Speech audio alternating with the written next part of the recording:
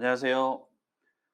고비즈 온라인 수출 애로 해소 센터에서 아마존 강의를 하게 된 김현열입니다. 제 소개를 잠깐 해드리면 저는 이제 커머크로스라고 하는 법인을 운영하고 있고 그다음에 개인 사업자도 운영하고 있습니다. 월드폴스트와 페어니어의 공식 파트너이기도 하고요. 출강은 위링크스 캠프에서 강의를 계속 해왔고 중소기업진흥공단, 경북과학기술대, 경북대 창업지원단, 한국무역협회 등등에서 강의를 해왔습니다. 제 닉네임은 아마존 로꼬라고 합니다. 저희가 지금부터 말씀드릴 내용은 네 가지입니다. 첫 번째로 아마존 FBA란 무엇인가 라는 것과 두 번째는 아마존 상품 페이지 제대로 알기, 세 번째는 아마존 최신 업데이트, 네 번째는 자주 묻는 질문 앤 답변입니다. 아마존 FBA란 무엇인가는 많은 분들이 알고 계실 수도 있고 그래서 슬라이드 한 장으로 간단하게 설명을 드리고 아마존 FBA는 이제 아마존이 워낙 유명해지다 보니까 아마존 FBA라는 이 방식도 되게 많이 유명해졌습니다. 그래서 아마존 FBA가 무엇인지 간략하게 설명을 드리고 아마존 상품 페이지를 오래 하신 분들도 전체적으로 다 보고 계신 분들이 아직 없을 수 있어요. 그래서 아마존 상품 페이지는 도대체 어떻게 이루어져 있는지 이제 바이어, 고객 입장이 아니라 셀러 입장에서 아마존 상품 페이지를 바라보는 것을 미리 먼저 셀링을 해봤던 셀링 경험을 가지고 있는 제가 상품 페이지에 대해서 셀러들은 어디를 쳐다보고 어떤 의미가 있는지에 대해서 설명을 드리도록 하겠습니다. 세 번째는 금년에 2021년 혹은 2020년 말에 아마존에 유의미하게 최신으로 유의미하게 업데이트된 내용들에 대해서 정리해 드리도록 하겠습니다. 네 번째는 자주 묻는 질문과 답변인데 오늘 주로는 이제 오늘 내용에 대하고 관련이 있는 브랜드 등록에 관련된 질문과 답변입니다. 자, 첫 번째로 아마존 FBA란 무엇인가입니다. 자, 1, 2, 3, 4, 5로 정리가 되어 있는데요. 보통의 경우에 저희가 이커머스에서 물건을 판매하게 되면 국내 스토어팜 판매자들이나 판매자들은 주문을 받으면 직접 배송을 하거나 혹은 3PL 창고를 이용해서 배송을 맡기는 경우가 많이 있습니다.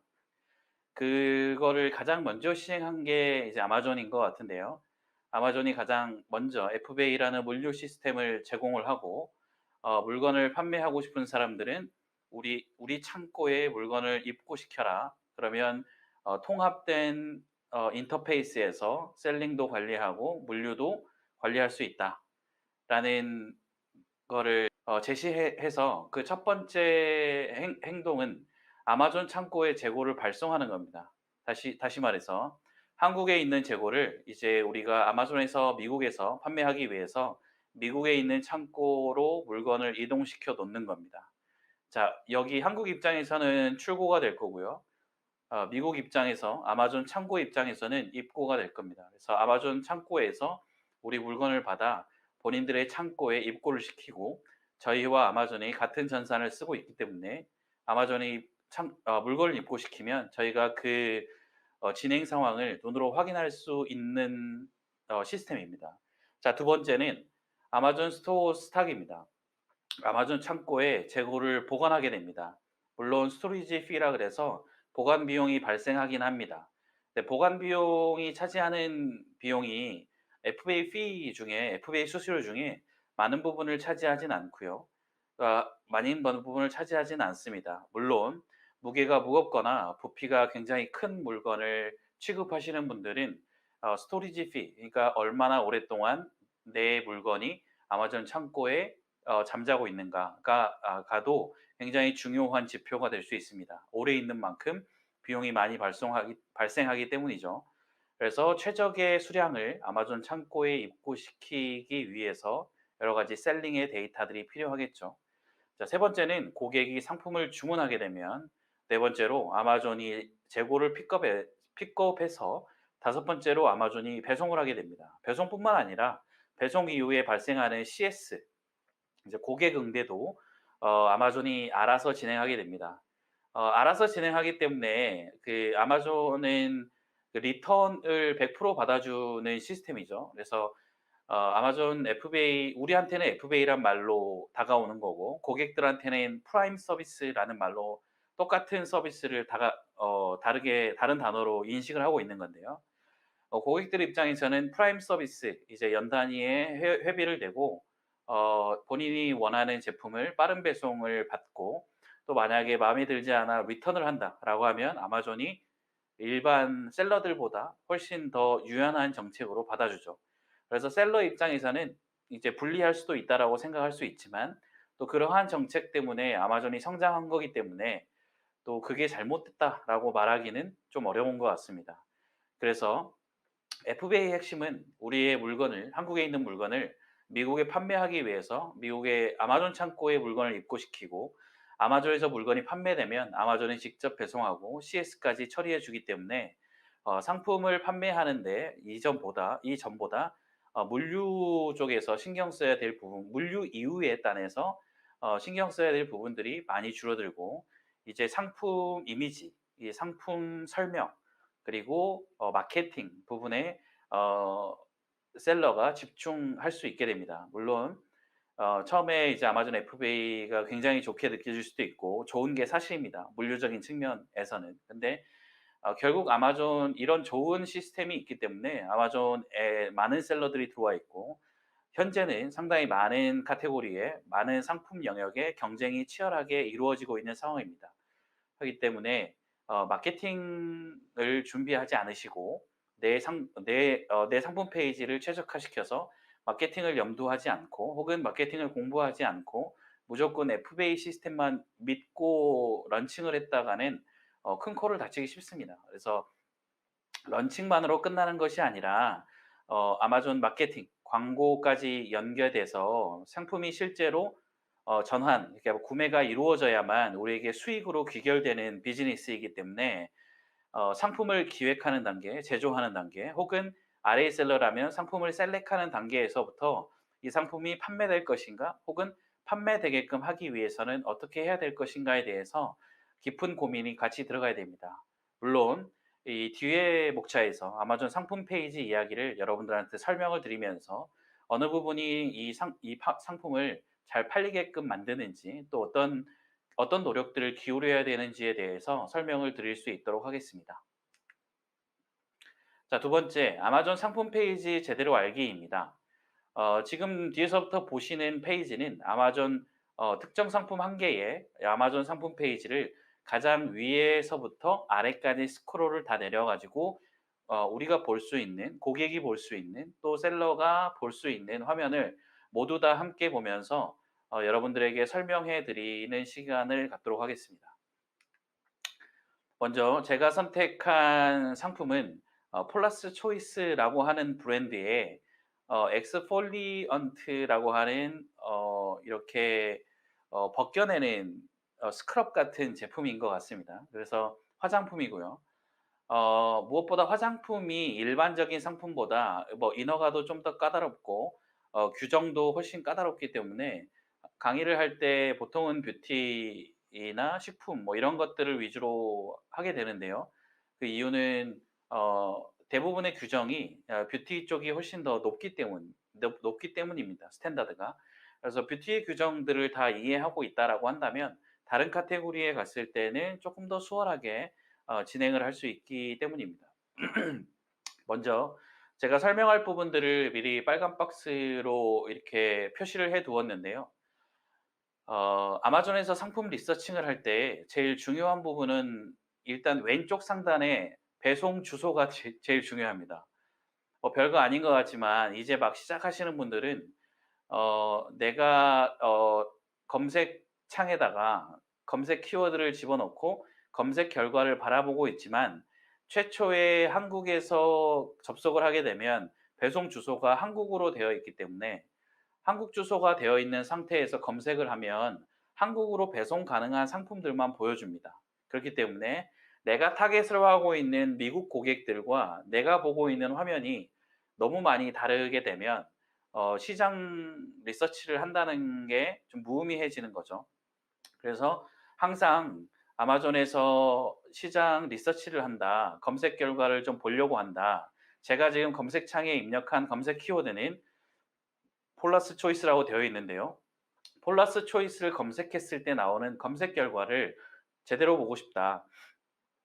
미국에 있는 내 고객들과 같은 화면을 보고 싶다라고 생각하시는 분들은 꼭 왼쪽 위에 있는 배송 주소를 미국에 있는 주소로 바꿔야 됩니다. 입력을 할 때 우편 번호를 입력하게 되어 있는데요. 뭐 저는 뉴욕의 플러싱을 11358이라는 우편 번호를 기준으로 여러분들한테 보여드리고 있지만, 또 미국에 있는 뭐 본인이 친숙한 우편 번호 하나씩은 다 외우고 있으셔야 아마존에서 제대로 된 검색을 할 수 있습니다. 또한 나중에 아마존 마켓을 확장해서 미국뿐만 아니라 일본, 그다음에 영국, 그다음에 유럽 뭐 이런 데에서 검색을 하려고 할 때도 똑같습니다. 일본의 특정 지역의 우편번호 하나씩은 외우고 계셔야 되고요. 그게 영국의 우편번호도 하나는 외우고 있어야 되고요. 유럽도 마찬가지입니다. 그렇듯 아마존에서 검색을 하려고 할 때 왼쪽 상단에 배송 주소가 제대로 되어 있는가, 내가 현지에 있는 고객들과 같은 화면을 볼 수 있는가를 먼저 검토하셔야 됩니다. 자, 그다음에 아마존의 모든 상품 페이지를 한마디로 귀결시킨다면 키워드입니다. 키워드로 시작해서 키워드로 끝난다고 해도 과언이 아닙니다. 그래서 아마존에 있는 상품을 우리는 모두 단어들의 연속적인 조합, 뭐 단어, 구, 절, 문장 뭐 이런 것들을 이용해서 우리 상품을 소비자들한테 설명을 하고 있는데요. 물론 이미지도 있습니다. 그래서 하지만 검색창에 현재까지는 이미지 검색이 아니라 글자로 검색하는 빈도가 더 많고 모바일에서도 그렇기 때문에 이미지도 물론 중요하지만 키워드로 우리 상품이 노출될 수 있도록 소비자들이 검색을 많이 하는 키워드를 내 상품에 많이 넣어두고, 그리고 그 중요도를 앞으로 당겨 놓는 것이 굉장히 중요합니다. 자, 그러면 아마존이 어떤 알고리즘을 가지고 있기 때문에 이런 키워드로 시작해서 키워드로 끝난다라고 할까요? 그거에 대한 해답을 찾기 위해서 가장 위에를 보시면 이 해당 지금 폴라스 초이스 이 상품에 URL이 적혀 있습니다. 제가 검색한 키워드는 검색창에 적혀 있는 것처럼 폴라스 초이스입니다. 자, URL을 한번 같이 보시면 amazon.com/ 그다음에 빨간 박스가 하나 있는데, 여기에 있는 것을 저희는 캐노니컬 키워드라고 합니다. 캐노니컬 키워드는 해당 상품 페이지에서 모든 웹 페이지는 캐노니컬 키워드를 가지고 있고, 해당 페이지에서 가장 중요하다고 생각하는 단어들을 축약해서 조합해 놓은 것이 캐노니컬 키워드입니다. 다시 얘기해서 컴퓨터는 이 상품 페이지에서 가장 중요하다고 생각하는 단어를 폴라스, 대시, 초이스, 띄고 스킨 띄고 퍼펙팅 띄고 엑스폴리언트 띄고 페이셜 띄고 블랙헤드, 뭐 이러한 단어들이 이 상품에서 가장 중요하다고 생각하는 것 같습니다. 이 상품들은 대소문자가 섞여 있는 것도 있고 대문자로만 돼 있는 것이 있죠. 그래서 이거 어디에서 컴퓨터가 뭐 이렇게 크리에이션 만들어내진 않았을 거고, 컴퓨터가 어딘가에서 어떤 단서를 가지고 이게 중요하다라고 가져왔을 텐데, 이거를 가져오는 영역은 대부분은 타이틀입니다. 그래서 타이틀을 보시면 스킨 퍼펙팅이라고 되어 있는 부분이 모두 대문자로 적혀 있죠. 그 다음에 캐노니컬 키워드에 있는 것처럼 대소문자의 조합이 그대로 적혀 있습니다. 그래서 캐노니컬 키워드는 아마존뿐만 아니라 보통은 구글 SEO를 얘기할 때 캐노니컬 키워드를 이야기를 많이 하는데요. 모든 웹페이지에서 이 캐노니컬 키워드를 세팅을 해놨냐 안 해놨냐를 SEO의 첫 단추 같이 이야기하기도 합니다. 기본 사항이죠. 그래서 캐노니컬 키워드는 대부분의 경우에 웹페이지의 타이틀에서 오고, 지금 현재는 상품명, product name, 지금 표시는 제가 타이틀이라고 해놨는데요. 그래서 상품명에서 오게 됩니다. 그래서 폴라스 초이스, 스킨 퍼펙팅, 엑스폴리언트, 페이셜, 블랙헤드라고 적혀 있는데, 보통의 경우에는 타이틀에서 왼쪽에서 오른쪽의 순으로 중요도를 가져갑니다. 그래서 폴라스 초이스라고는 가장 왼쪽에 적혀 있고요. 그 다음에 스킨 퍼펙팅 적혀 있고요. 그 다음에 2% BHA라고 되어 있는데 컴퓨터가 이 단어를 중요하다고 느끼지 않은 것 같고요. 그다음에 엑스폴리언트, 또 조금 가다가 페이셜, 조금 가다가 블랙헤드, 뭐 전치사나 뭐 중복된 문자나 이런 것들은 제거한 것 같습니다. 그래서 URL에는 공백을 허용하지 않습니다. 그래서 공백이 있지 않고요. 공백인 경우에는 뭐 옆으로 대시를 한다거나 다른 문자들을 사용을 하고 있습니다. 자, 그다음에 캐노니컬 키워드 다음에 나와 있는 게 에이신입니다. 그래서 보통 아마존 상품 페이지를 구별하는 바코드라고 생각하셔도 될 것 같습니다. 모든 상품을 구별하기 위해서 모든 상품에는 바코드를 이렇게 부여하고 부착시켜 놓죠. 물류에서도 그 바코드를 사용을 하고 해당 상품을 A라는 상품과 B 상품을 구분하기 위해서 상품명을 사용을 하면 중복되는 경우가 있기 때문에 어 바코드라는 다른 숫자를 중복되지 않는 숫자를 사용을 하는 거죠. 우리가 회사에서 인사부서에서 회사 사원 정리를 할 때 이름은 중복되기 때문에 옆에 사원 번호를 부여를 해서 중복되지 않는 번호로 데이터를 관리를 하죠. 그와 같이 상품은 바코드라는 중복되지 않는 숫자로 관리를 하는 것이고요. 아마존도 본인들의 상품 페이지를 하나의 데이터로 관리하기 위해서 부여해 놓은 바코드라고 이해하시면 좋을 것 같습니다. 그거를 에이신이라고 부르고 있습니다. 그래서 뭐 B00949CTQQ라고 되어 있는데, 그래서 A씨는 검색창에다가 이 A신으로 검색을 하면 지금 이 상품 검색 결과가 하나가 나옵니다. 그것처럼 저 A신은 이 상품 페이지와 매칭되어져 있다라고 보시면 됩니다. 중요한 내용은 뒤에 또 보시면 이제 검색 키워드라고 제가 적어놨고 서치 키워드라고 적어놨어요.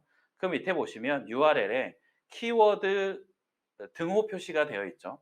다음에 제가 입력한 폴라스 초이스라는 글자가 뒤에 나열되어 있습니다. 단 폴라 다음에 어퍼스트로피라는 위에 콤마를 집어 넣었는데요.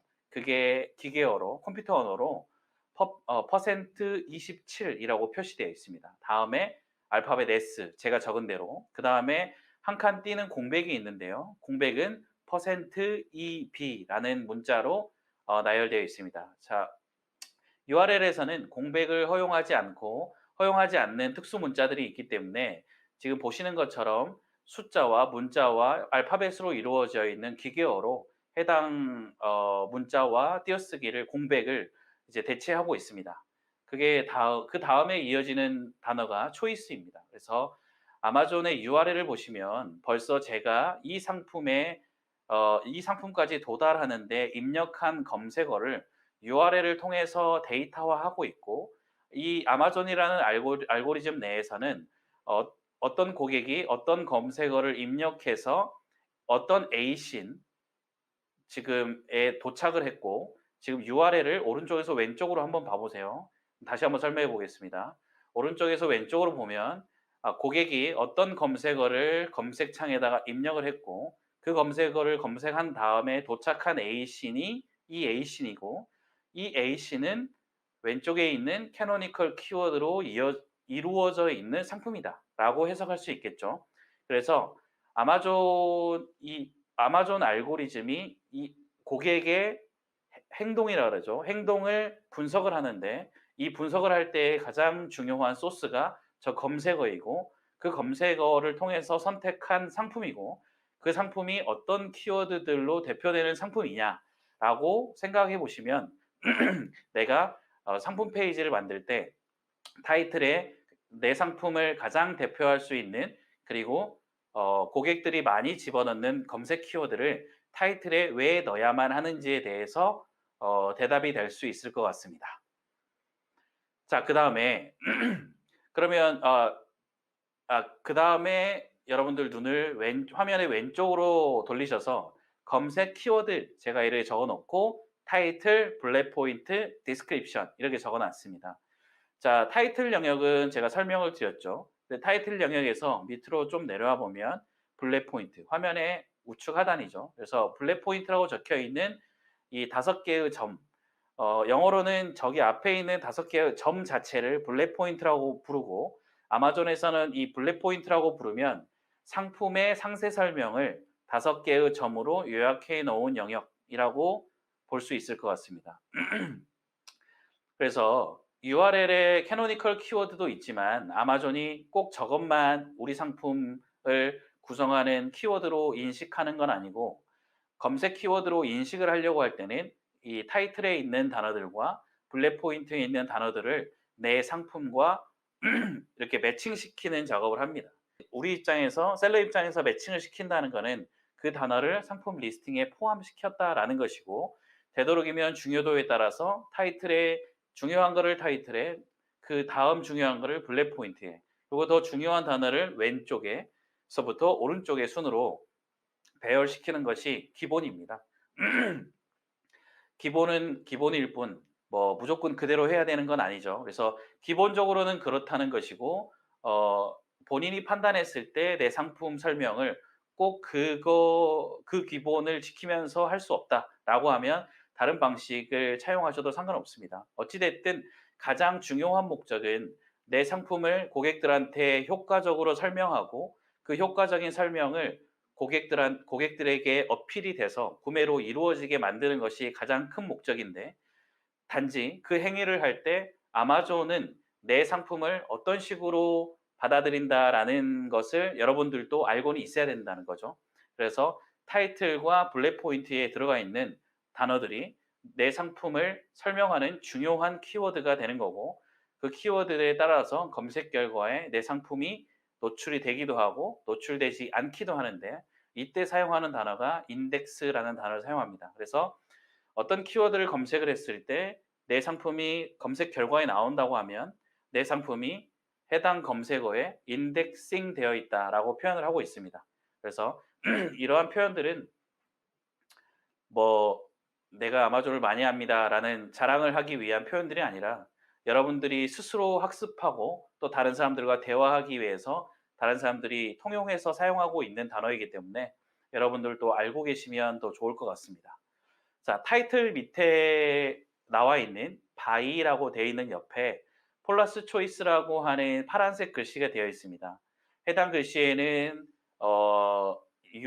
URL로 링크가 심어져 있고요. 폴라스 초이스를 누르면 브랜드 스토어로 이동하게 됩니다. 단 브랜드 스토어를 만들기 위해서는 해당 브랜드가 아마존에 브랜드 등록이 되어 있어야만 합니다. 그래서 브랜드 등록이 되어 있다라고 하면 저 브랜드 이름을 눌렀을 때 브랜드 스토어로 연결이 되고요. 이 브랜드 스토어로 연결이 된다라고 하면 이 상품은 주인이 있는 상품이다라고 생각하실 수 있을 것 같습니다.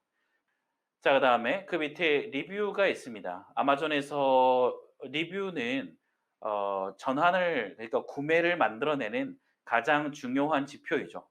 아마 물론 모든 이커머스에서 리뷰가 가지는 역할이 굉장히 커지고 있는 게 사실입니다. 여전히 아마존에서도 역시 리뷰가 중요한 역할을 하고 있습니다. 리뷰는 별 5개로 이루어져 있고 총 5점입니다. 그래서 지금 해당 상품은 리뷰가 3,074개나 있네요. 굉장히 많이 있죠. 지금 밑에 태그에 있는 것처럼 베스트셀러라는 태그를 가지고 있죠. 그래서 베스트셀러가 어디 카테고리냐면 이 상품의 대카테고리는 당연히 뷰티 카테고리겠죠. 근데 그 밑에 속 카테고리가 있습니다. 그래서 페이셜 필스라고 하는 속 카테고리에서 1등으로 판매되고 있기 때문에 베스트셀러라는 태그를 가지고 있어요. 그래서 이 태그는 저희가 달 수 있는 건 아니고 아마존이 본인들의 알고리즘과 상품의 성과에 따라서 달아주곤 합니다. 또 베스트셀러 말고도 아마존스 초이스라고 하는 특정 키워드에 아마존이 이 상품을 추천한다라고 하는 태그가 또 있습니다. 물론 그 태그가 달린다 그래서 더 매출이 급격하게 올라가는 거는 아니지만 뭐 그렇게 표시해 주면 더 좋은 효과가 있겠죠. 하지만 저희가 달 수 있는 건 아니고 특정 키워드에서 우리 상품이 노출이 잘 되고 전환이 잘 되고 구매가 이루어지면서 리뷰가 좋다라고 하면 그런 태그를 달 수 있는 기회를 가지게 됩니다. 자, 이제 왼쪽으로 와서 이미지를 보도록 하겠습니다. 지금 이미지는 가장 위에 있는 메인 이미지, 그리고 영어로 제가 메인 이미지라고 적어놨고요. 그 다음에 일반 이미지가 있고 제일 하단에는 동영상이 있습니다. 자, 숫자를 한번 세보면 하나, 둘, 셋, 넷, 다섯, 여섯, 7개가 있습니다. 네, 아마존에서 상품 페이지에서 노출될 수 있는 이미지의 숫자는 7개입니다. 업로드할 수 있는 이미지의 숫자는 10개입니다. 물론 카테고리별로 차이가 있긴 합니다. 대부분의 경우에는 업로드할 수 있는 이미지의 숫자는 10개이고 노출되는 이미지의 숫자는 7개입니다. 단 지금 보시는 상품처럼 동영상이 있는 경우에는 가장 하단에 동영상이 노출되고 이미지는 6장이 노출되게 됩니다. 자, 그래서 이거를 설명드린 이유는 6장의 이미지가 가장 중요하다라는 이야기입니다. 나머지 저희가 10장까지 올릴 수 있기 때문에 만약에 10장을 다 올렸다라고 하면 4장의 이미지가 더 있을 텐데요. 나머지 이미지를 더 보기 위해서는 저 6장의 이미지 중에 하나의 이미지를 클릭해야 됩니다. 그러면 4장의 이미지를 더 볼 수가 있어요. 근데 대부분의 경우에 뭐 그렇게까지 행동하는 소비자들이 많지 않고, 왜냐하면 소비자들은 뭐 그렇게 친절하거나 성실하진 않잖아요. 그래서 6장의 이미지에 여러분들이 전달하고 싶은 내용을 모두 담아내는 것이 중요합니다. 동영상이 없으면 7장이 노출이 되겠죠. 그래서 7장이라고 볼 수도 있습니다. 하지만 요새의 추세는 동영상이 없으면 리스팅을 다 했다라고 보지 않는 경우가 많이 있습니다. 예전보다 이 동영상이 갖고 있는 힘이 더 커진 것 같습니다. 그래서 동영상은 내 상품을 리스팅하려고 하면 꼭 미리 준비해야 되는 필수 요소다라고 생각하시면 좋을 것 같습니다. 리스팅하고 난 다음에 나중에 추가하셔도 상관은 없습니다. 주의사항이라고 한다면 동영상이 한국어로 제작되어졌거나 자막이 한국어로 되어 있으면 업로드를 하면 승인이 되지 않습니다. 그래서 해당 마켓에 지금 그러한 규정은 아마존닷컴뿐만 아니라 일본 아마존에 리스팅을 할 때도 일본에 올릴 동영상은 자막이 일본어이거나 혹은 동영상에서 나오는 사운드가 모두 일본어여야만 합니다. 그래서 각 마켓은 각 마켓의 개별성을 가지고 있습니다. 그래서 동영상을 여러분들이 미리 준비하신다거나 리스팅을 이미지 7장으로 미리 한 다음에 동영상을 추후에 제작을 하신다고 하면 꼭 영어로 사운드도 영어로 나오고, 그다음에 자막을 만약에 만드신다고 하면 자막도 영문으로 나올 수 있도록 하셔야 됩니다. 이미지 중에 이미지 6장 혹은 7장 중에 아마존에서 통일되게 만들어 놓은 이미지는 메인 이미지입니다. 메인 이미지는 상품 자체만 나와야 되고 백그라운드는 모두 다 흰색이어야 됩니다. 어찌 보면 준비하는 입장에서는 좀 더 쉬울 수 있어요. 왜냐하면 다른 마켓처럼 메인 이미지를 굉장히 화려하게 꾸며야 된다거나, 그러면 디자인 스킬에 따라서 어떤 사람은 굉장히 화려한데 어떤 사람은 화려하지 않을 수 있죠. 근데 아마존은 처음부터 메인 이미지는 상품 자체만 나오도록 되어 있고 다른 일체의 디자인 효과를 줄 수 없게 되어 있습니다. 또한 아마존이 권장하는 메인 이미지는 지금 보시는 이미지처럼 상품이 상품 이미지의 90% 이상 차지하게끔 권장하고 있습니다. 그래서 최대한 크게 상품 페이지에 최대한 크게 나올 수 있도록 확대해서 업로드 하시는 게 좋을 것 같습니다. 또 픽셀도 1000 픽셀 곱하기 1000 픽셀 이상을 권장하고 있습니다. 그런데 대부분 셀러들의 경우 1500 바이 1500 혹은 2000 바이 2000을 회사의 기준 규격으로 잡고 모든 아마존 리스팅의 이미지 작업을 할 때 1500 바이 1500 혹은 2000 바이 2000을 기준으로 아마존이 요구하는 기준보다 좀 더 높은 수준의 이미지를 업로드합니다. 아마존이 고화질의 이미지를 더 좋아하기 때문입니다. 근데 현재 지금 다른 마켓들, 예를 들어 Q10 같은 경우도 최근에 그 마켓플레이스의 팔러시가 변경되어서 메인 이미지의 백그라운드는 모두 흰색으로 가져가야 된다라고 바꾼 걸로 알고 있는데, 그처럼 이제 데이터를 관리하는 측면이나 소비자들에게 상품을 정확하게 전달하기 위해서는 이 방식이 더 낫다라고 판단하는 것 같습니다. 다음에 일반 이미지를 구성할 때 우리가 이미지를 7장이라고 한다면 3장, 3장에 이제 6장의 일반 이미지를 업로드하게 되어 있는데, 보통은 이제 인포그래픽, 상품의 설명이 들어간 이미지를 3장 정도 배분을 하고요. 그다음에 라이프 스타일 이미지라 그래서 상품을 사용하는 이미지를 한 3장 정도 배분을 합니다. 근데 상품의 특성에 따라서 라이프 스타일 이미지가 더 중요한 거는 라이프 스타일 이미지 개수를 늘리고, 혹은 전문성이 더 필요해서 상품의 정보를 전달하는 게 더 중요하다라고 할 때는 어, 음, 인포그래픽 이미지를 더 인포그래픽 이미지의 개수를 더 많이 업로드하곤 합니다. 그래서 메인 이미지와 일반 이미지, 그리고 동영상까지 이미지 영역에서 올릴 수 있는 거는 이렇게 2가지 컨텐츠, 이미지와 동영상, 그 다음에 이미지는 최대 10장까지, 하지만 7장은 중요하게 모든 내용을 전달될 수 있도록 노력을 해야 되고, 특히 7장 중에 6장은 상시 노출되기 때문에 6장의 모든 내용이 전달될 수 있도록 집약하시는 것이 좋습니다. 자, 다음에 오른쪽을 바라보시면 이제 가격이 나와 있는 부분이 있어요. 가격이 나와 있고 밑에 보시면 Add to Cart 혹은 Buy Now 버튼이 있습니다. 그래서 이 영역을 바이 박스라고 부르고 있습니다. 그래서 밑에 나와 있는 밑에 박스를 보시면 영어로 Sold by Paula's Choice Skincare라고 되어 있는데, 우리가 통합 준비 서류 혹은 가입할 때 디스플레이 네임 혹은 스토어 네임을 적게 되는데, 그 네임이 노출되는 곳이 솔드 바이 다음에 적혀 있는 폴라스 초이스 스킨케어입니다. 다시 얘기해서 폴라스 초이스는 되게 큰 글로벌 기업인데요. 폴라스 초이스가 아마존에 가입을 할 때 브랜드명은 폴라스 초이스라고 타이틀 밑에 있는 걸로 입력을 했고, 본인들 브랜드 스토어 이름은 폴라스 초이스 스킨케어라고 입력한 상황입니다. 그래서 디스플레이 네임 혹은 스토어 네임은 언제든지 바꿀 수 있지만 보통은 본인의 상호가 들어가게끔 짓습니다. 다음에 and fulfilled by Amazon이라고 적혀 있어요. 이걸 보고 우리는 이 상품은 FBA로 판매하는 상품이구나 라는 사실을 알 수 있습니다. 그래서 바이박스 영역에 이 상품이 지금 판매되는 가격이고요. 저기에서 바이 나우를 누르면 이 상품을 고객이 구매할 수 있게 됩니다.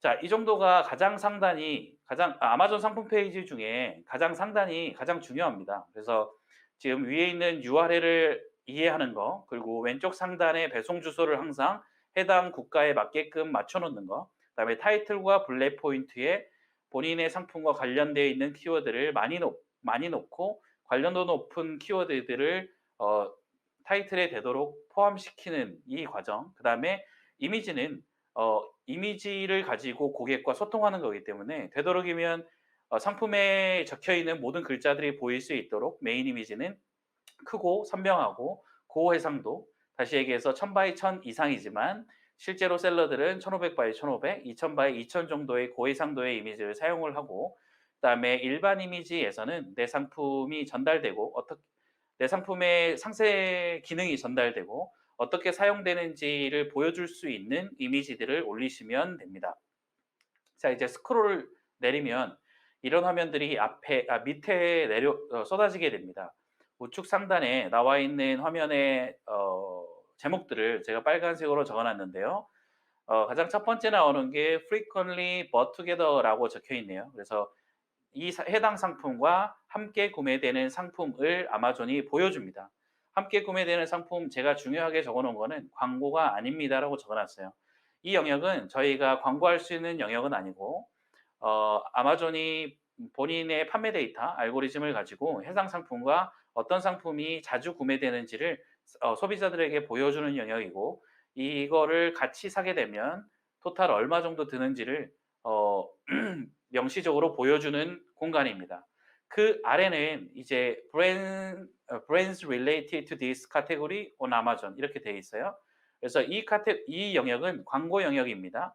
그래서 그 brands related 적혀 있는 밑에 보면 sponsored라고 적혀 있죠. 그래서 대부분의 광고 영역에는 sponsored라고 적혀 있습니다. 그래서 sponsored라고 적혀 있으면 이 영역이 내가 광고를 할 수 있는 영역이구나 라고 생각하시면 될 것 같습니다.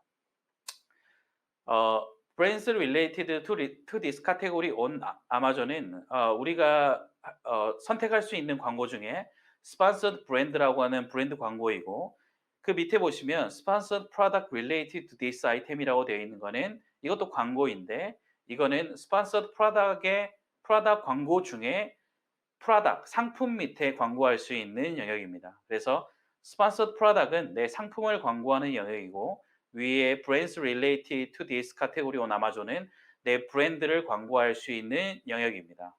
자, 이 영역이 광고 영역이고요. 그 밑에 보시면 Special Offers and Product Promotions라고 적혀 있는데 이 영역이 우리 셀러 센트럴의 애드버타이징 메뉴, 광고 메뉴에 보시면 프로모션이라는 영역이 있습니다. 그래서 프로모션에 들어가서 내 상품의 프로모션을 설정하면 이 영역에 표시가 되게 됩니다. 지금 현재 몇 가지 적혀 있는데 이 상태가 아무것도 설정하지 않은 상태입니다. 그러면 여기 적혀 있는 프로모션은 누가 제공하는 걸까요? 네, 아마존이 자체적으로 아마존 카드를 발급받으면 이런 프로모션을 제공해 줄게라고 미리 제공하고 있는 프로모션입니다. 그래서 저희가 아무것도 설정하지 않았을 때 이런 글자가 나온다라는 거 알고 계시면 한번 보고 알고 계시면 좋을 것 같습니다.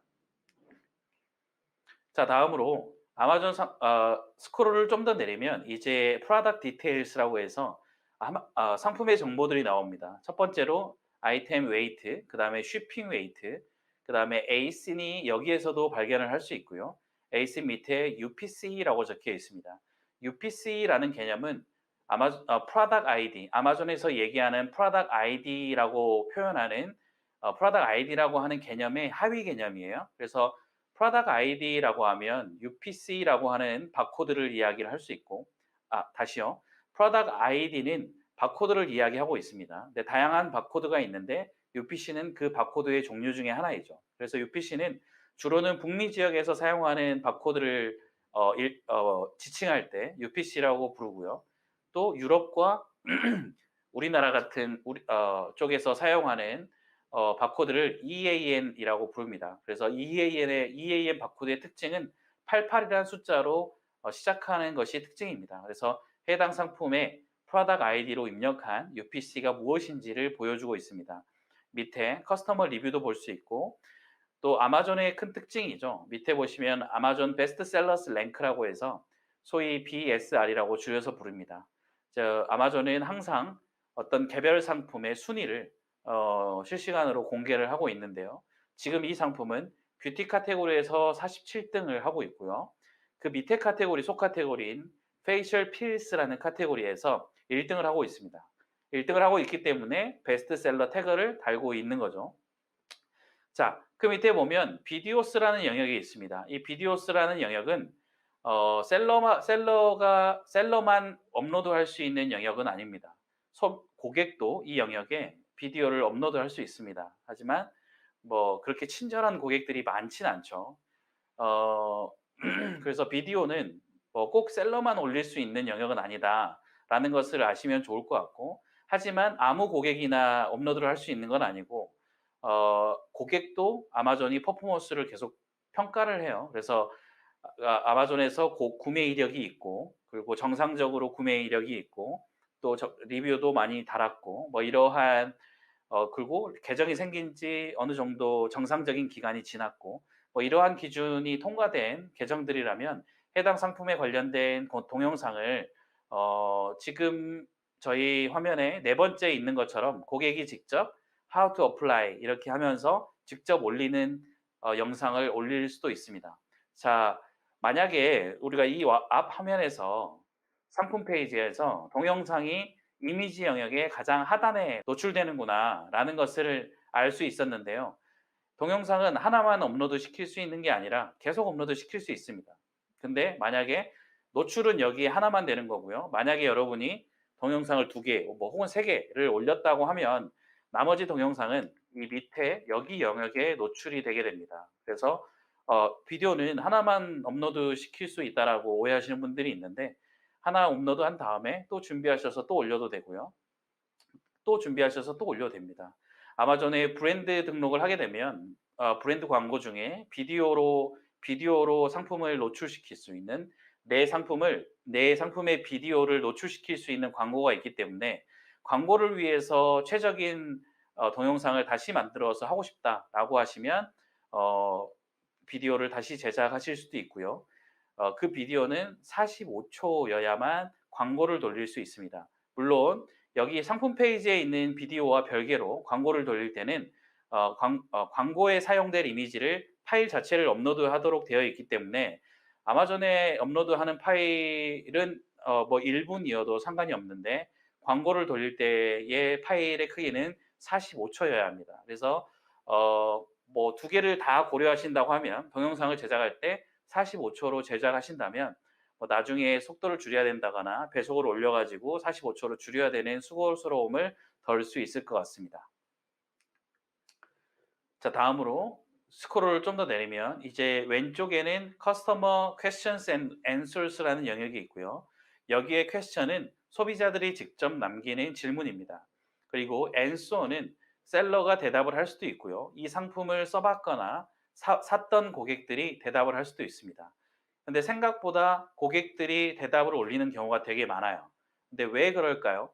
그 이유는 소비자가 구매를 했던 상품에 이런 다른 소비자가 질문을 올렸을 때 그 소비자들한테 이메일이 갑니다. 당신이 사용했던 이 상품에 이런 질문이 올라왔습니다. 대답을 해주실 수 있을까요? 라는 이메일이 가요. 그래서 소비자들이 직접 바로 대답을 달기가 편합니다. 그래서 소비자들이 대답을 달아주는 경우가 꽤 많고요. 여러분들 생각보다 되게 잘 달리는 편입니다. 이 말씀을 드리는 이유는 여기에 셀러가 꼭 대답을 달아야 될 필요는 없습니다. 의무는 아니라는 이야기고요. 물론 본인의 상품의 판매고와 또 브랜딩을 위해서 굉장히 중요한 고객들의 궁금증들을 해소시켜 주는 게 좋기 때문에 셀러가 정확한 대답을 해주는 것이 물론 좋긴 하겠죠. 그리고 그러한 질문들을 가지고 이런 부분들을 고객들이 헷갈려 하는구나 라는 것을 알게 됐다면 다시 나의 블랙 포인트 혹은 이미지 혹은 타이틀에 그러한 것들이 오해 없도록 수정하는 작업들을 계속 해 나가시면 좋을 것 같습니다. 의무가 아니기 때문에 답변하지 않으셔도 됩니다. 라는 이야기를 드리는 게 아니라 질문이 올라오면 무조건 답을 달아야 되고 아마존은 하라고 하는 걸 안 하면 페널티가 굉장히 많기 때문에 질문이 올라오면 답을 안 하면 좀 두렵거든요. 근데 의무가 아니니까 너무 두려워하지 마시라고 알려드리는 거고요. 자, 오른쪽에 보시면 커스터머 리뷰스라고 해서 아마존에서 중요도가 높은 리뷰의 모든 리뷰들을 볼 수 있는 화면이 나타납니다. 리뷰는 현재 지금 5점 중에 4.5점을 기록하고 있습니다. 이 4.5점을 계산을 할 수가 있는데요. 보통 계산을 못 하시는 분들이 많이 있더라고요. 그래서 이거를 계산하는 방법은 그냥 단순 이동 평균이라고 해야 되나요? 자, 5점 곱하기 78%니까 0.78, 4점 곱하기 0.1, 3점 곱하기 0.04 이렇게 가중평균을 해서 나오는 숫자를 이제 반올림하시면 저 숫자가 나올 텐데요. 그래서 만약에 내가 3.9점을 받고 있다. 그러면 5점짜리를 몇 개를 받아야 내가 4점이 넘게 될지 뭐 시간이 있다라고 하면 계산을 해볼 수는 있습니다. 근데 뭐 굳이 그렇게 계산을 해볼 시간에 어, 리뷰를 하나 더 받을 수 있도록 노력을 하는 게 좀 더 나을 것 같고요. 근데 저희가 리뷰의 기준들은 보통은 4점을 기준으로 보고 있습니다. 아마존에서 4점 이상인 상품들을 따로 보여주는 화면들이 있기 때문에 아마존의 리뷰가 4점 이하로 내려가면 실제로 판매량과 노출도 많이 떨어지게 됩니다. 체감할 수 있을 정도로 떨어집니다. 그래서 3.9점과 4점은 굉장히 큰 차이이고요.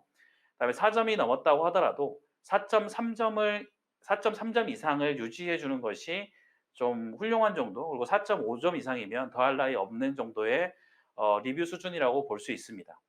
여러분들이 리뷰의 어떤 목표치를 설정을 할 때는 최소 4점 이상은 돼야 되는구나. 4점 이하로 내려가면 내 상품의 판매량에 영향을 주겠구나 라고 느끼시면 되고 4.3점이 되면 내 지금 리뷰 상태가 양호하긴 한데 이게 4.5점까지 어떻게 끌어올릴 수 없을까?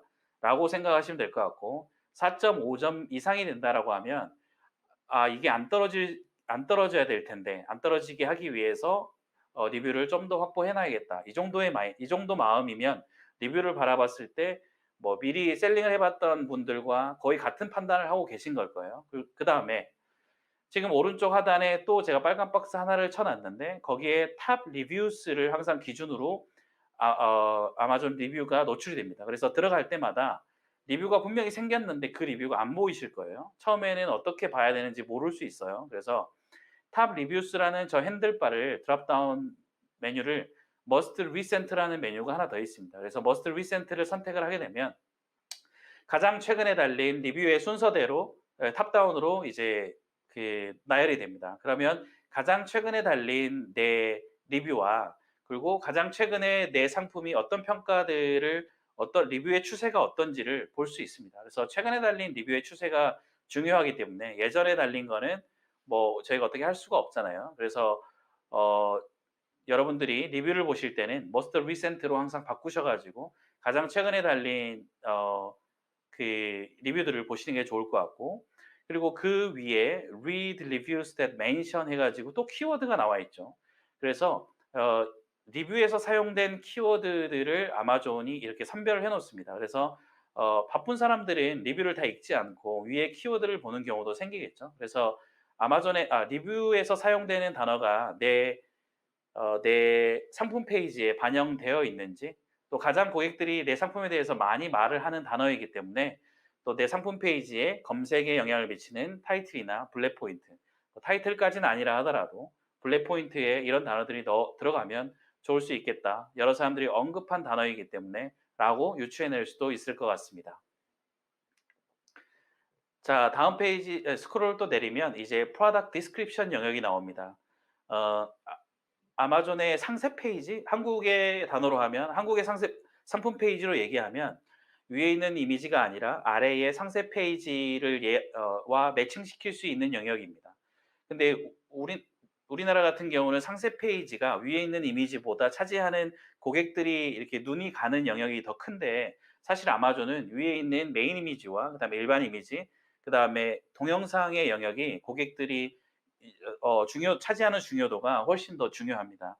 물론 좀 더 다양하고 좀 더 디테일한 정보를 아마존의 상세 페이지라고 하는 A 플러스 컨텐츠 혹은 EBC 이름이 두 개여서 헷갈릴 수 있는데 두 개 다 같은 곳을 지칭하고 있습니다. 그래서 저는 A 플러스 컨텐츠라고 부를게요. 그래서 A 플러스 컨텐츠 영역에서는 우리가 위에서는 컨텐츠가 이미지 7장 그리고 글자 블랙 포인트, 타이틀 글자 이렇게 제한되어 있기 때문에 우리 상품에 대해서 더 전달할 수 있는 정보들이 있는데 전달을 못하고 아쉽다라는 부분을 이 오른쪽에 있는 플러스 초이스의 A 플러스 컨텐츠처럼 이미지를 통해서 좀 더 많은 정보의 양을 전달을 할 수가 있습니다. A 플러스 컨텐츠도 물론 검색에 영향을 미친다라고 우리가 생각을 할 수 있죠. 왜냐하면 저기 있는 이미지를 업로드할 때마다 메타 키워드를 넣어주기 때문에 이 영역이 뭐 키워드와 전혀 상관이 없는 영역이다라고 얘기할 수는 없지만 그래도 여전히 검색 키워드 그리고 인덱싱의 가장 중요한 영역은 타이틀과 블랙 포인트 그리고 왼쪽에 있는 디스크립션 영역입니다. 자, 왼쪽에 있는 영역과 오른쪽의 영역은 같지만 다른 영역인데요. 다시 얘기해서 프로덕트 디스크립션 영역은 우리가 아마존에 브랜드 등록을 하지 않았을 때 일반 셀러에게 주어지는 우리가 상세 페이지입니다. 보시는 것처럼 이미지는 넣을 수가 없고 글로 텍스트로밖에 이루어질 수가 없습니다. 근데 브랜드 등록을 하게 되면 오른쪽처럼 A 플러스 컨텐츠를 만들어서 업로드할 수 있는 영역이 활성화가 되고요.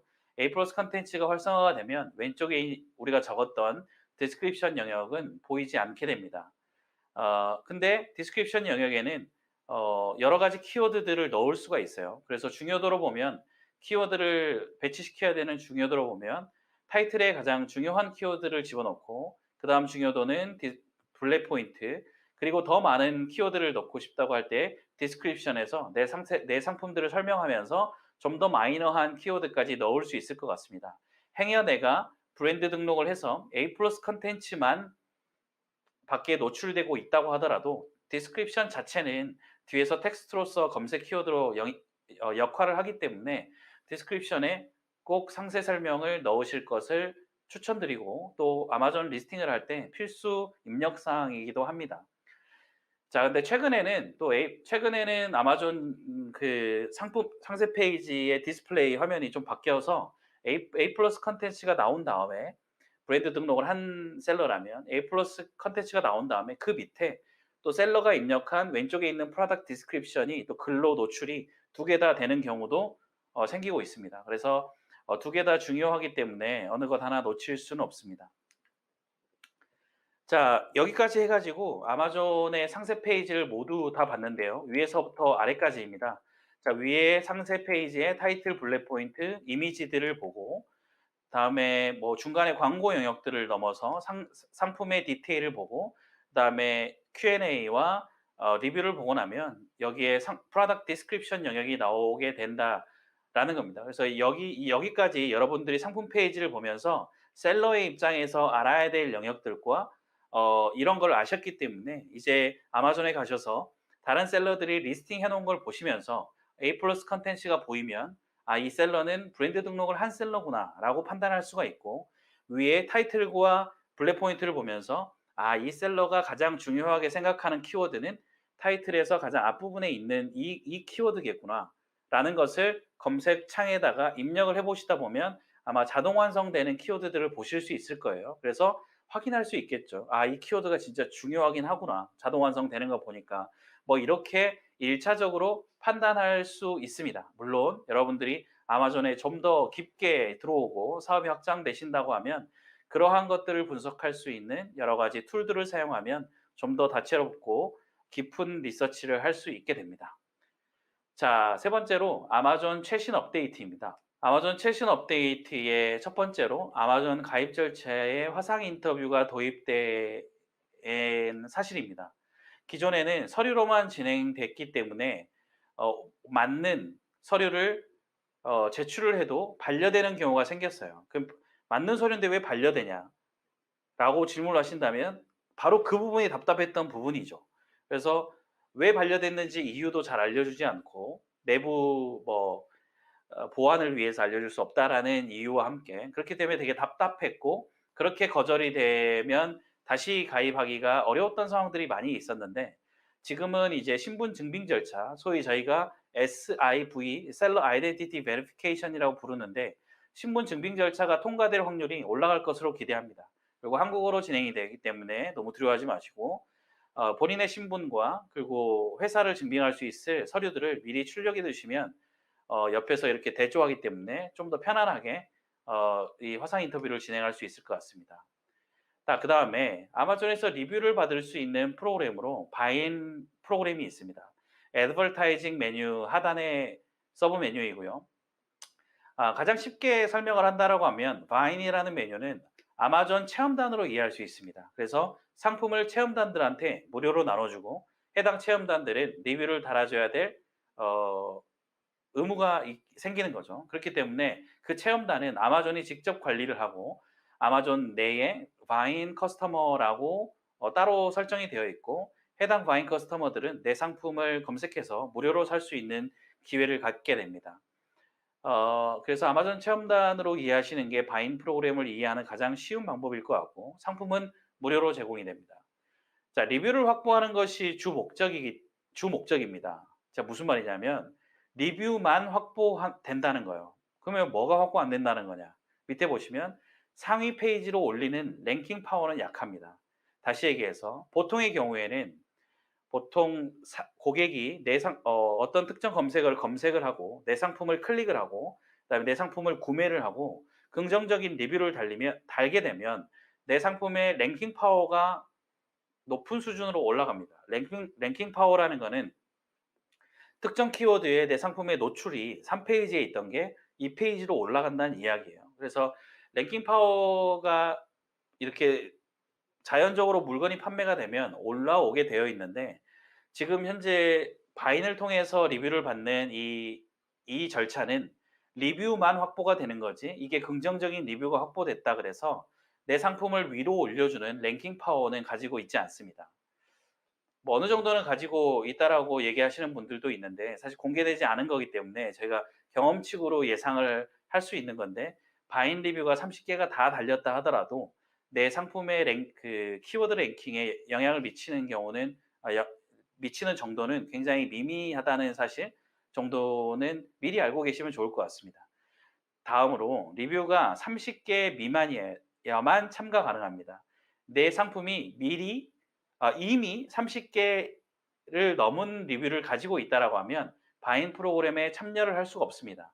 바인은 현재까지 베타 버전으로 계속 운영이 되어 왔고 그 전에 있던 얼리 리뷰어 프로그램이라는 아마존의 리뷰 프로그램이 있었는데 해당 프로그램이 있으면서 바이는 베타 버전으로 운영이 됐었어요. 근데 현재는 얼리 리뷰어 프로그램은 사용도가 그렇게 높지 않았나 봐요. 그래서 돈이 안 되는 거는 빨리 접는 아마존의 특성처럼 얼리 리뷰어 프로그램은 이제 없어졌고요. 메뉴에서 바인 프로그램이 리뷰 프로그램으로 남아있게 됩니다. 근데 바인 프로그램은 예전보다 지금 리뷰를 달아주는 그 정도가 훨씬 더 높습니다. 그렇기 때문에 근데 바인 프로그램에 참여를 안 하고 있다가 나중에서야 '아 바인 이걸 해 볼까.' 했는데 내 리뷰가 30개가 넘었다면 참가를 할 수 없게 돼 있어요. 그게 너무 안타깝죠.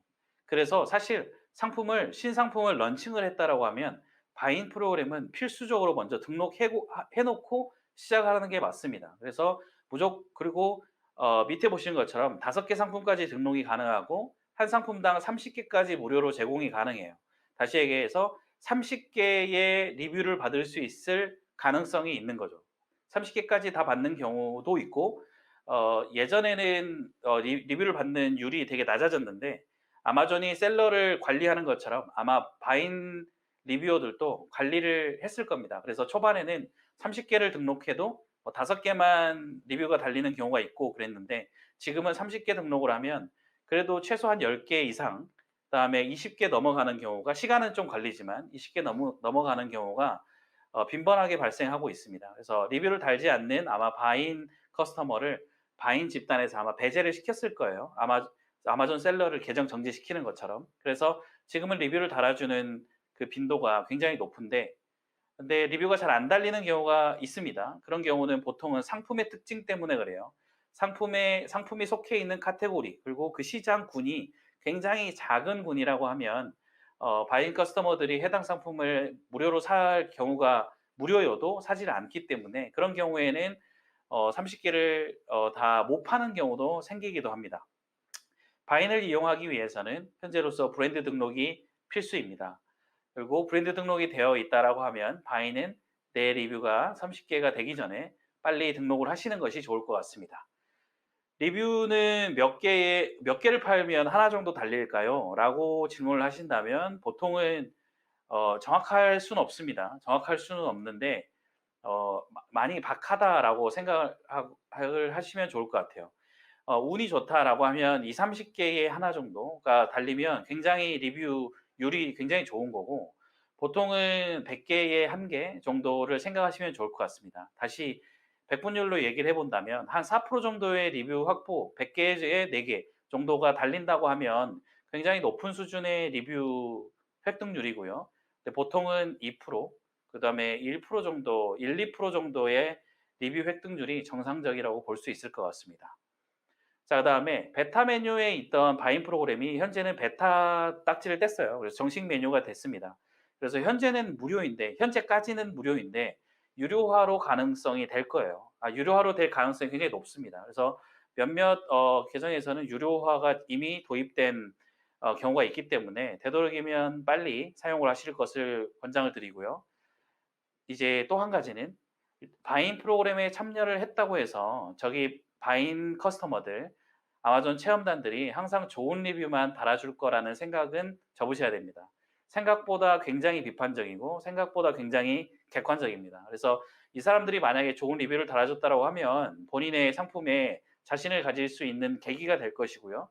하지만 이 사람들이라고 해서 공짜로 물건을 받았다 해서 예의상 무조건 3개 이상 달고 이런 일은 없습니다. 그래서 1개를 다는 경우도 덜어 있고 빈번하게 있기 때문에 바인을 해서 무조건 좋은 리뷰가 달린다라고 예상을 하고 참가하실 필요는 참가하시면 안 됩니다. 하지만 그렇다고 하더라도 리뷰를 받을 수 있다라는 것 자체가 훨씬 더 큰 효과이기 때문에 1개의 리뷰가 달린다고 하더라도 바이는 어 여러 가지 의사결정의 기준들을 다 대보시면 결국은 그냥 빨리 하는 게 답이에요. 그리고 30개까지 결정을 할 수 있는데 참가를 할 수 있는데 10개만 해 보고 나중에 수량을 늘려야지 이런 건 안 됩니다. 그러니까 처음부터 그냥 30개 밀어 넣어 놓으시는 게 여러 가지 의사결정의 기준들을 겪어본 저로서는 그게 거의 맞는 결정이다라고 말씀드릴 수 있을 것 같아요. 그리고 30개 리뷰가 모두 리뷰가 달린다는 보장은 역시 또 없습니다. 그래서 혹시나 1개를 달렸다고 하더라도 1개가 달렸다고 하더라도 리뷰가 달린 게 더 좋다라는 사실 여러분들 또 명심하시고 나중에 이제 셀링을 하면서 또 좋은 리뷰를 달아주는 고객이 생길 거예요. 근데 만약에 30개 중에 한 5개가 별점 1개짜리라고 하더라도 나중에 다른 30명이 좋은 리뷰를 달아서 내 상품의 별점이 4.3점이 됐어요. 그렇게 되면 그렇지만 그렇게 됐을 때 내 리뷰 개수가 60개가 되잖아요. 그래서 리뷰 개수도 굉장히 중요하기 때문에 꼭 별점을 4점 이상을 유지해야 된다라고 해서 1점짜리를 피하기 위해서 바이는 안 해야지 이렇게 판단하시는 것보다는 리뷰의 개수도 굉장히 중요하다 하더라라는 생각하시면서 바이는 꼭 무료일 때 참여하셔서 리뷰를 확보하시기를 적극 권장드립니다. 자, 다음으로 아마존 포스트라는 겁니다. 아마존 포스트는 역시 브랜드 등록이 필수이고요.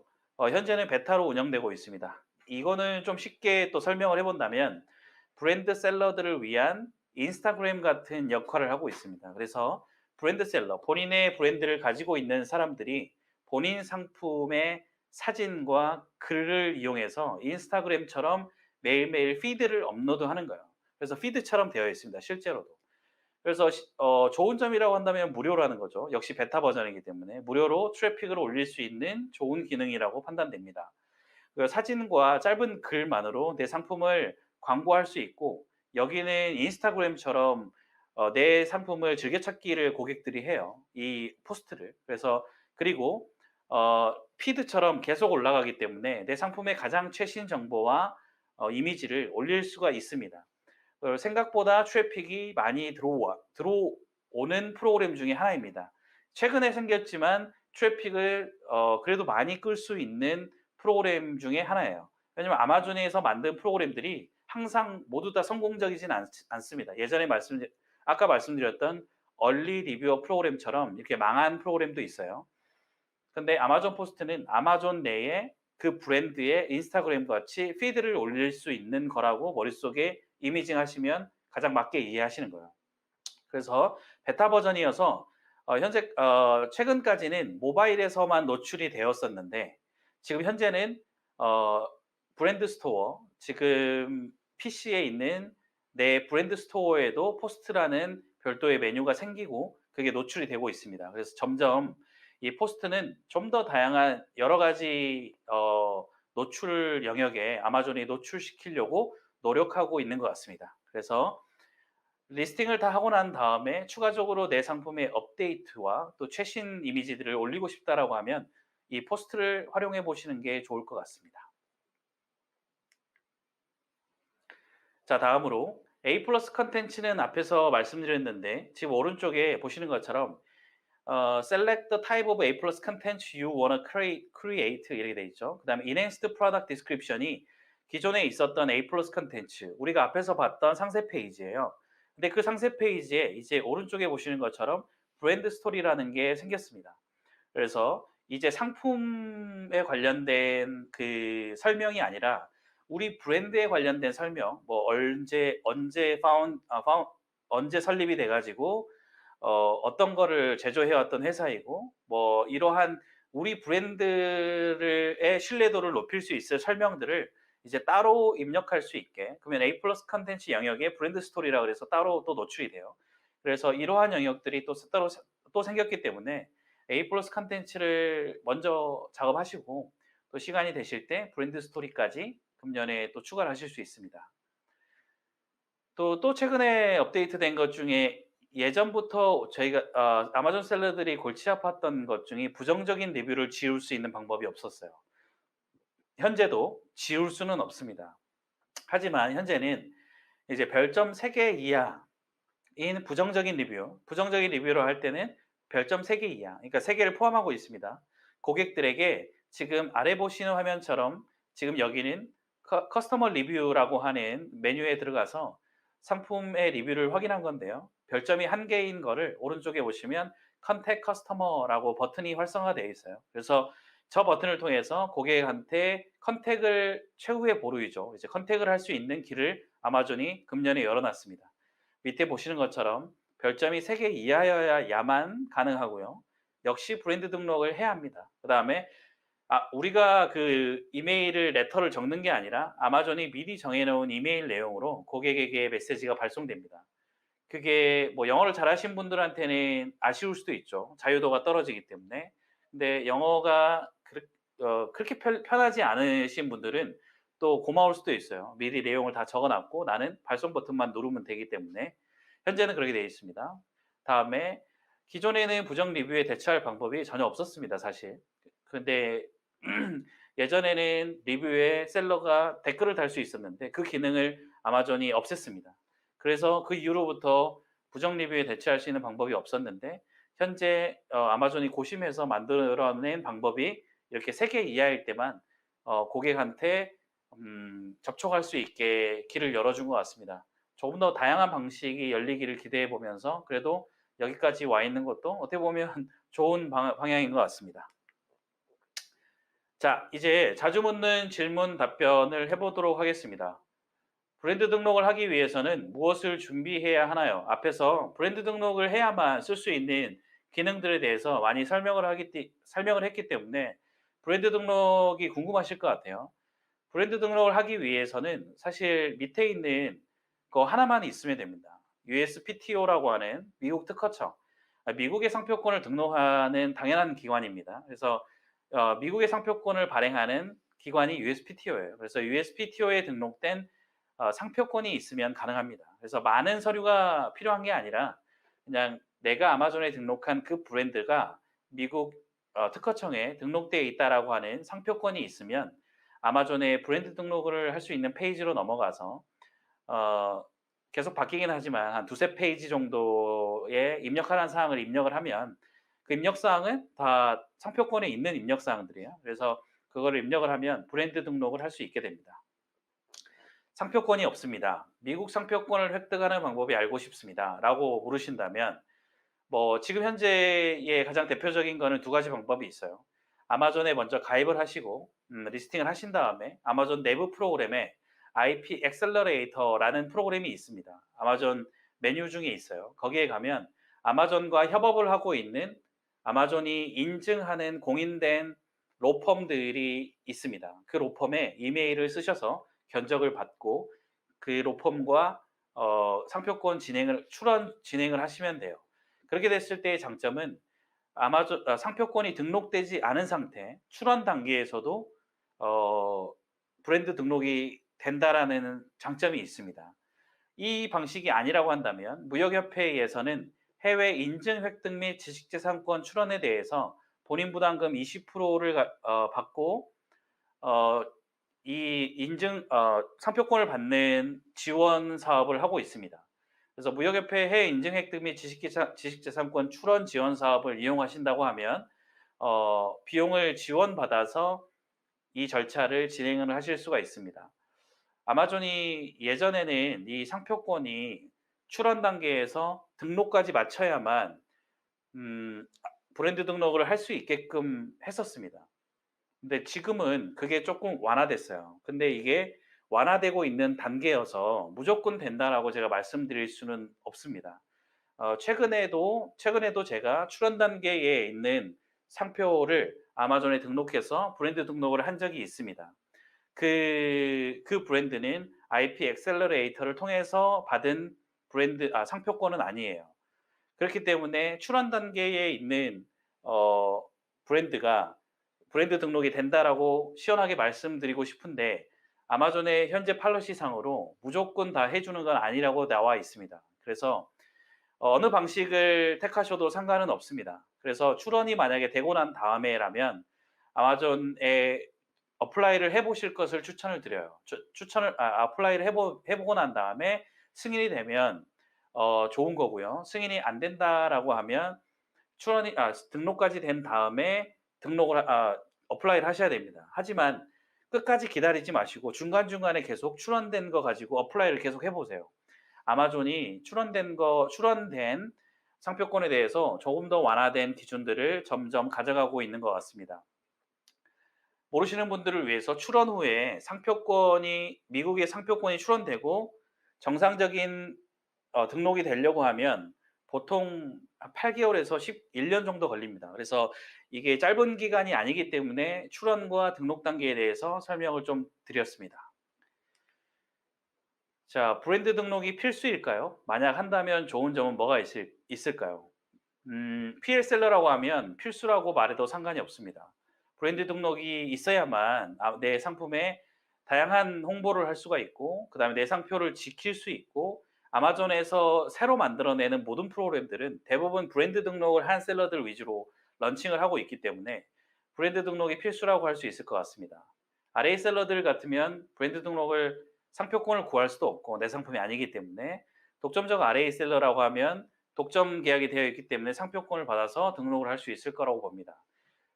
상표권을 받아서 등록을 할 수 있는 상황이라면 꼭 하시는 것이 훨씬 더 이득이라고 생각하고 있습니다.